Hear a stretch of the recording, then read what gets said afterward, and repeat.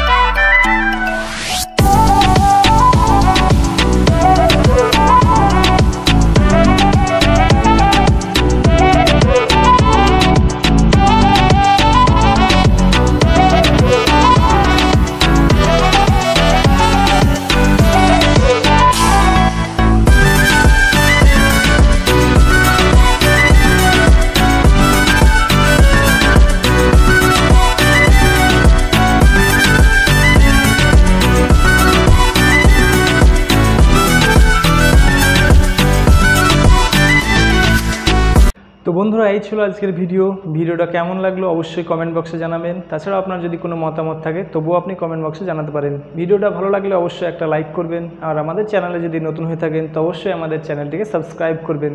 তো বন্ধুরা, দেখা হবে পরবর্তী ভিডিওতে। ততক্ষণ ভালো থাকবেন, সুস্থ থাকবেন এবং নিজের শরীরের খেয়াল রাখবেন।